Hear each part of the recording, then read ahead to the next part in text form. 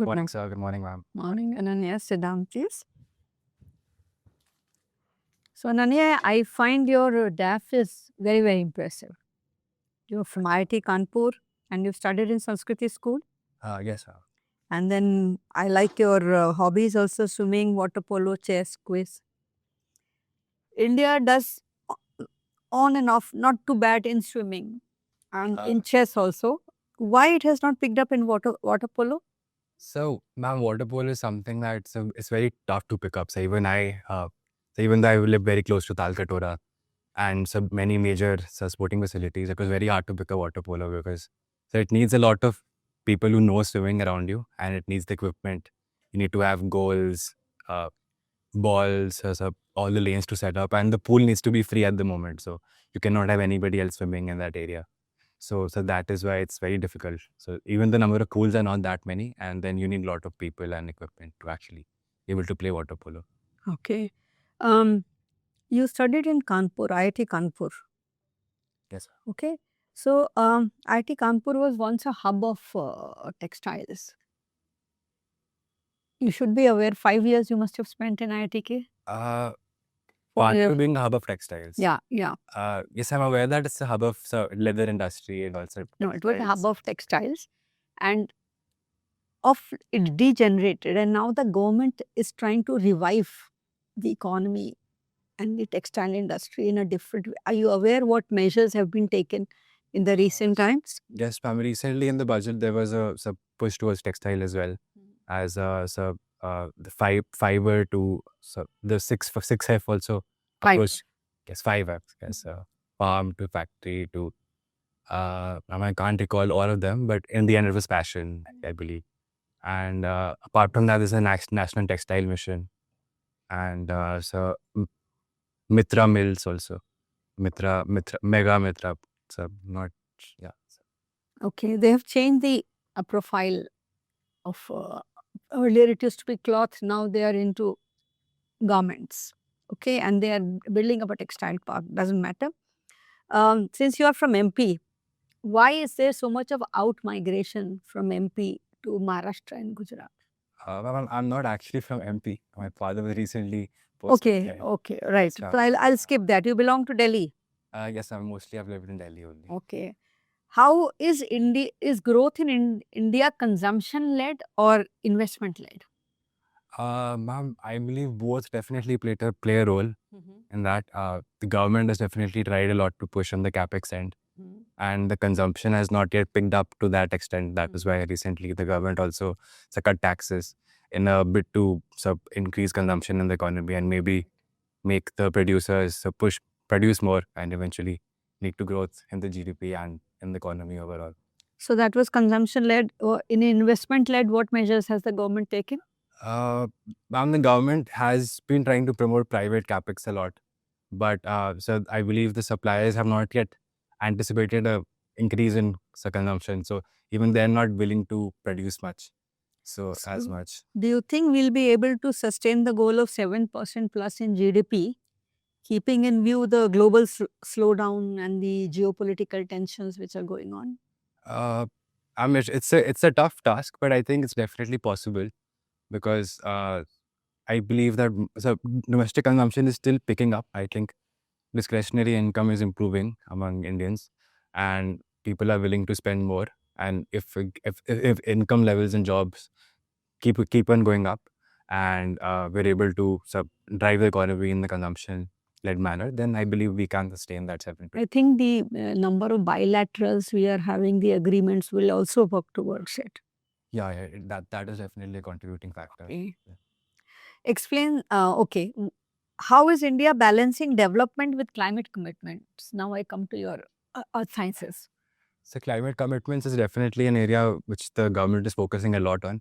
So there's been a lot of increase in renewable energy capacity across India. I believe it's gone from 70 gigawatt to over 250, 254 almost now. And that is more than 50% of India's total energy capacity. And so that push is definitely there. But at the moment, there's still some issues in storage and grid transmission. The leakage is there. So the government is definitely trying to push that. And looking at coal and non-renewable energy, So there's a lot of sunk costs on the behalf of the government. The government has spent a lot of money on coal, so they can't easily transition away from it either. So there's still increasing coal capacity, but at the same time, they're making sure that renewable energy is also taken care of. And in the future, even now, so there's additional focus on nuclear, apart from the several schemes on solar energy that have already come out. Like, Okay. Why RBI regulates NFBC differently from banks? Ma'am, it's a very important aspect of the economy as well, because so they take care of the sections of consumers that are often ignored, or often not ignored, but left out by banks.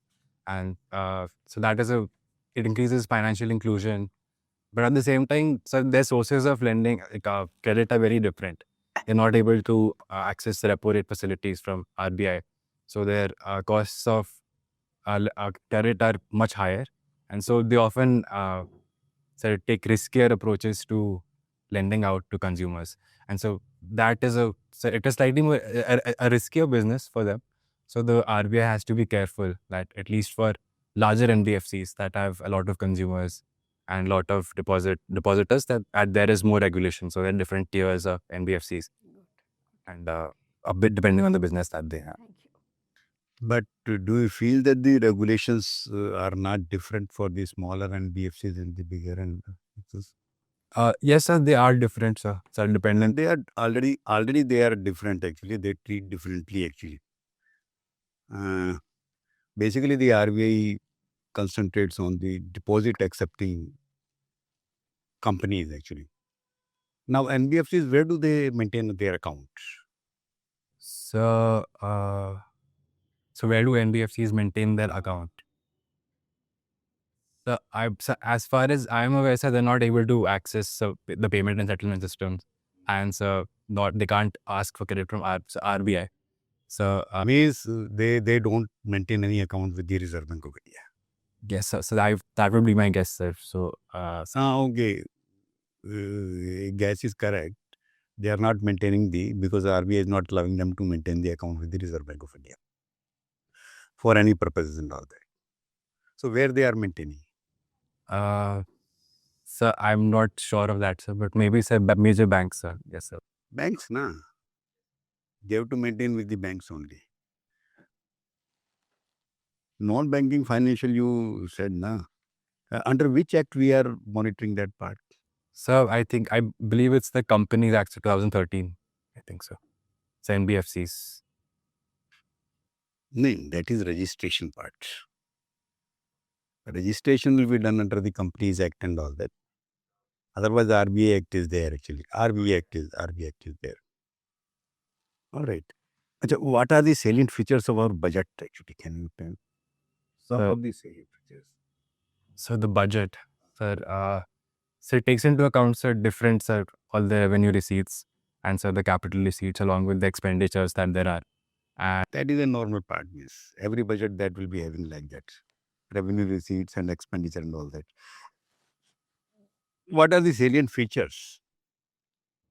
so by salient features, as in, sir, so Where they intend to invest or yes, sir, they have, sir, different allocations to different sectors of the economy. any allocation to the manufacturing sector So in particular, sir, I'm not sure if there. or infrastructure.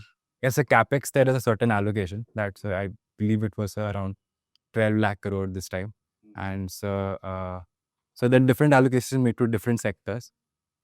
Not so broadly as manufacturing, maybe not so, but there are different schemes that are put out for different kinds of industries, and so promotion of different institutes, and so skilling schemes, and so this time it laid out 3 kartavyas. That was a unique kind of way that it approached it. So But anyway, 4 or 5 actually, that could have been that capital expenditure, that one part is there. Then national waterways, that also they have planned certain portion they have kept for that. So likewise, and then manufacturing, that semiconductor mission that they have set up. So some certain salient features should be there. Then what is the gross fiscal deficit of in this budget? So it's 4.4%. So I think the fiscal deficit, and it's expected to go 4.3% next year. Yes, sir. 4.3% of the basic money. So do you know what is payment settlement system? So, so I'm not aware of the details, but as far as I can understand, so it covers, so the like if you, so the CCIL, so there's the clearing agency. So if you purchase something, then sir, it doesn't happen directly. It happens through the intermediary. Anyway, what is a normal payment settlement? Yes, sir. So for Suppose there are two banks, they want to settle among themselves. Who will settle actually? And how they will settle? regulators usually settle it, sir. How they will, So like sir, so I purchase something from, so I purchase an equity. Then sir, it is the depository, so and NSDL, or so they have it, and then they keep it, and then suppose there is a simple transaction. This bank A wants to transfer some money to bank B. How they will transfer? so it goes through intermediaries, not directly, sir. It goes through a certain, so I can't recall the name of the intermediary right now, sir, but it goes to them first. Where do the banks maintain their accounts? Who is banker to the banks? So RBI. So Their accounts will be there with the RBI only actually. Because the two banks independently, they can't settle because the accounts will not, this bank will not be maintaining account there, that will not be maintaining here. That doesn't have any meaning at all. They have an account with the Reserve Bank of India. Reserve Bank will debit or credit, and accordingly the settlement will take place. Now the question is that why the payment and settlement system is required? So, so maybe sir, they have the agreements prior. So and there's a certain fear that No. In general, you talk about you take it at a not only from the RBI point of view. In general, you see why there is a payment settlement system is required in the economy. so maybe sir, to reduce counterparty risk.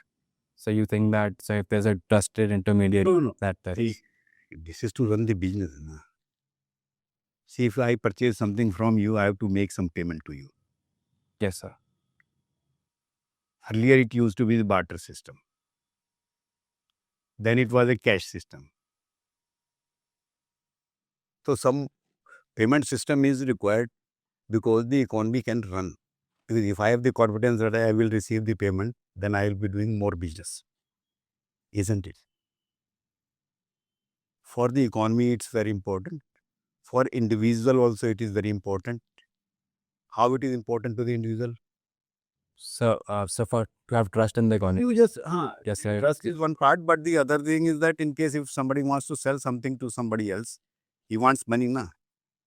You must be purchasing tea or somewhere else wherever you are going. Immediately you are transferring the money through UPI or something.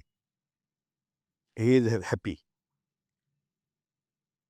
Because he knows that he has received the money, then there is no problem in transferring the objects. Now, how it plays a very important role in the economy in case of the digital payments system. So the fact, so can you please repeat the question? So The digital payment system is there. How it helps the economy? So, See, normal payment settlement system also helps the economy because the check system was there, the clearings used to be taken place. That was also helping the economy. There was nothing wrong actually. But one system was that, and the other system is that you are able to transfer the funds immediately, either through NEFT or RTGS or UPI. So what is the advantage to the economy? sir, it's a much more faster and more transparent mode of transport. So you can track the payments, and you can make sure. Track is one part actually. Track is just to say that. Otherwise, for the economy, means the money transfer is very fast. Means I am transferring it to you. You may purchase another thing from him. Then he may purchase from another one. It means the velocity of the money that increases fast. Yes, and even distance is not an issue because you can do it online. Isn't it? Yes, sir. Okay, what is RTGS? So, RTGS is real-time gross settlement system. What do you mean by real time? So often there's a lag of like 30 minutes or something after you transact in different modes. RTGS is instant. And so I can't remember if there was specified minimum limit to it. But sir, It is 2 lakh rupees. yes, sir, and then go. And they try to remember that actually. There's no maximum limit, but you can instantly transact above certain limits, as you said, 2 lakh crores, 2 lakhs, 2 lakh rupees. You can transact above that instantly. For NEFT, is there any limit? Sir, so NEFT. NEFT. Sir, at the moment I can't recall, but sir, I remember for some there was an upper limit of 2 lakh. And so I believe that was IMPS. So IMPS. IMPS may be there, but NEFT it is not there actually. NEFT means it should be in rupees, it should not be in paisa.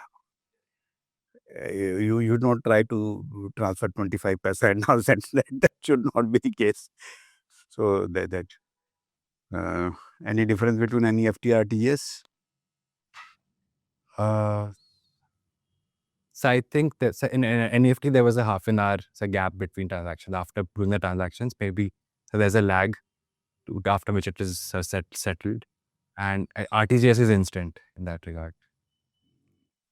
Any major difference can you tell between these two? Sir, apart from that, so I can't recall. So that is transaction wise, RTGS. One-to-one transaction. RBI will debit this account and credit that account. This is one transaction. In NEFT, there are so many people who are transferring the money from one party to the another party. And many number of banks, they will be involved in that. Whereas in RTGS, only 2 banks will be involved. The third is the settlement agency. That is the RBI. That is why there is the batches. It is done. All right. Ananya, you were working somewhere last year? Yes, sir. Okay, what was the job profile and what are the challenges faced by you So challenges faced by me personally, or sir in that? personally? Sir, so definitely, sir, there's a transition when you go from college life to working. So that was a bit of a so even from moving from Kanpur to Bombay. So it is a bigger city, and so the work was quite different as well, sir. And so the corporate setting in itself is a bit. It takes time to get used to. So I was only there. I had a short stint there, so I didn't spend that much time there. But so it was definitely a very valuable experience. So a great peer group was there, and it was quite so challenging problems that we had to solve. Yes. Okay. You have completed a program in machine learning. Yeah. Can we differentiate between artificial intelligence and machine learning? So artificial intelligence is a much more broader theme, sir, where if you make a machine be capable of doing things that humans should be able to do. So if you make a machine be capable of solving problems that require human intelligence, while machine learning is something, sir, where you instead of explicitly coding out how they're supposed to solve those problems, machine learning involves using data sets. And if after using those data sets, the machines are able to identify patterns, and so input output basically they can predict. Okay. How AI can be used to prevent cyber frauds, financial frauds especially? Sir, so through AI, sir, there are different algorithms, and so K means clustering such an algorithm where so it forms clusters of different. So it's an unsupervised algorithm which allows you to spot if there are certain errant values that are very out of. So they're values that are anomalies basically, and they're not forming not part of any of the clusters, and they're so values are either too big or so that they don't make sense. So that is how using that algorithm you can find if there's something wrong with that. You used to play chess. Yes, sir. How chess help you to develop your personality? So chess definitely involves a lot of patience. So because you have to sit on the board for about 3-4 hours at one stretch, and then you have to wait for the opponent to make their moves at least 15-20 minutes quite often. And so apart from that, it definitely improves their analytical skills. You keep planning, strategizing, so that elements are also there. So Okay, Ananya, you're a very bright kid and you know A lot. What's your date of birth? Not with- 1st of April 2003. 2003. 3. The date is 1st of April, huh? That's very. I don't know what adjective to use, but yeah. It must be a bit of a joke on those days. Yeah, it's been a running joke for many Yeah. years. I hope you make it and you will be celebrating their annual day with your birthday over there. You are a bright candidate. Everything is fine with you. There are just few points I'd like. When is your interview? 6th of March. There's still some time to go. See, there are 2-3 things. One is that you really stretch your answer. What happens is there are 2 or 3 people in the board and there's so many candidates. If you stretch your answer, they lose interest. Okay. So you must be very focused in your answer. You give a full answer, but it's an academic kind of a thing, as if you're writing. Be very clear and focused while answering, right? Okay. That is one point. Short answers, focused answers. Then I think it's a time you need to understand the budget. Because you should be and you might be questioned, so you can't take a chance. Budget is related to your subject economics. Budget is related to the banking sector. So you have to understand. You also have to understand the government policy of banking right to the grassroots level. Policy by RBI with right now de-dollarization and other things, and also with India's Viksit Bharat goal, why, how to curb inflation, how to, what should be the repo rates and things like that. As also, and with dollar, depreciation of the rupee and other things, and the budget. All these things are interlinked, right? Yes. Also, you have to understand as a candidate basic concepts of banking. What happens when you apply for a loan? How much cash is allowed to be withdrawn? What is under income tax? When does a bank has to say? What are the, Jan Dhan accounts and things like that? So I would suggest you be updated on that. And also as he spoke about IT measures for banks to prevent frauds and other things, and how the Indian banking sector is looking ahead. Yes. What is he aspiring?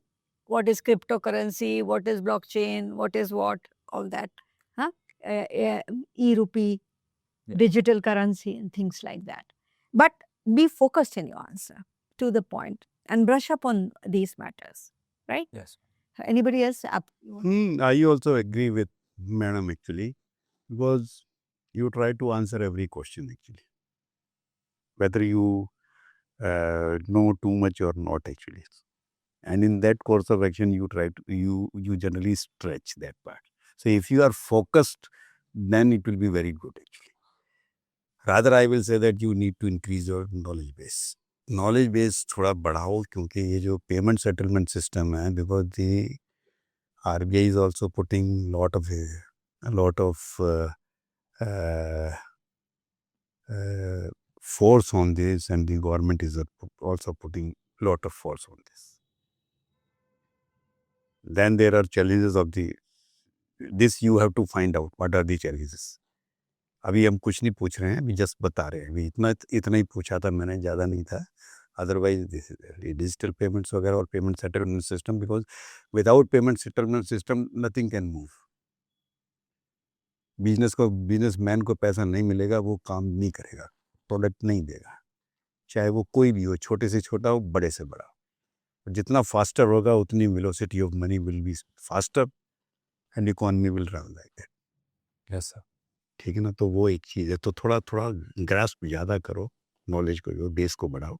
Yes, I think practical knowledge sir थोड़ा सा. Just one suggestion before I hand over to him. You take a couple of plain sheets, write down just points on it, expected question points, and speak it so that when you speak, you are not thinking and going off track.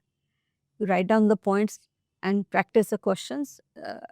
The questions will be in this form or that form, but more or less from those points. So it'll be easier for you to answer and more focused. Yes, thank you. Okay. Your confidence level is quite good, and work on the suggestions given by ma'am and sir. Okay. All the best. Thank you, sir.